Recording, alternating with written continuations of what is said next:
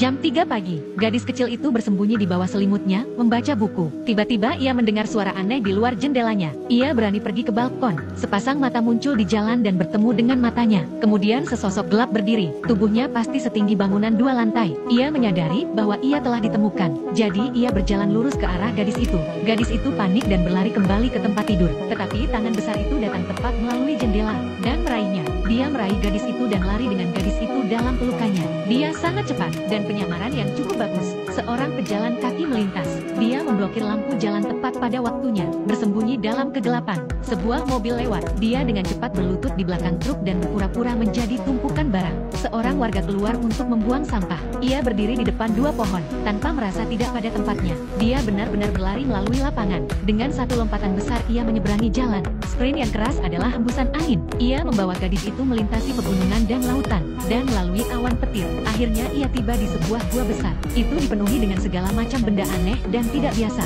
Gadis itu tergantung di dahan pohon dengan selimutnya. Dia mengintip ke dalamnya. Di sini, seorang raksasa sedang mengasah pisau. Di sana ada sebuah jendela. Gadis itu mencoba melarikan diri, memanjat sepanjang batang pohon. Tepat saat ia mendorong jendela terbuka, ia terlempar ke dalam panci oleh raksasa. Gadis itu ketakutan. Raksasa itu mengatakan kepada gadis itu, ada banyak raksasa di luar sana yang memakan manusia. Tergantung pada selera mereka, mereka memiliki nama khusus untuk mereka.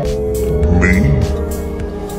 You think because I'm a giant that I'm a man-gobbling cannibal?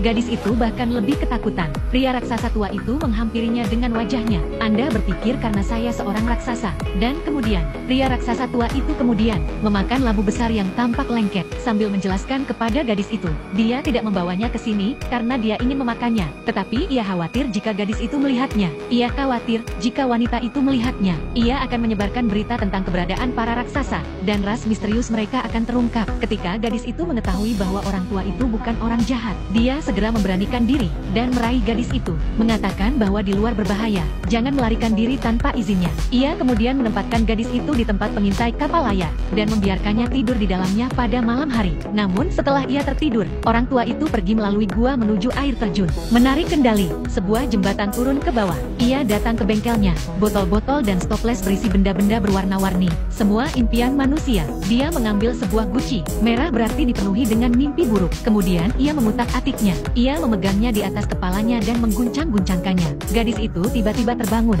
Untuk menemukan orang tua itu terbaring tertidur di geladak. Ia membuka baut yang menahannya di tempatnya. Ia menyodok jendela dengan galak. Gadis itu berhasil melarikan diri, berlari melewati rerumputan yang lebih tinggi dari dirinya. Tiba-tiba sebuah tangan besar menerobos bumi dan menghalangi jalan gadis itu. Gadis itu berteriak minta tolong. Tetapi orang tua raksasa yang tidak jauh dari sana memilih untuk duduk diam saja. Gadis itu tertangkap tinggi di udara. Saat berikutnya dia akan jatuh ke dalam mulut jurang. Ketika gadis itu terbangun lagi, untuk menemukan dirinya duduk di menara pengawas dalam keadaan utuh, ternyata orang tua itu baru saja menanamkan mimpi buruk dalam dirinya untuk mencegahnya melarikan diri. Ia telah menanamkan mimpi buruk dalam dirinya. Di pagi hari, orang tua itu sedang minum minuman hijau. Gadis itu menyadari bahwa gelembung-gelembung di dalamnya mengarah ke bawah. Dia belum pernah melihat minuman bersoda yang aneh seperti itu. Jika gelembung ke atas membuat Anda bersendawa, Nama.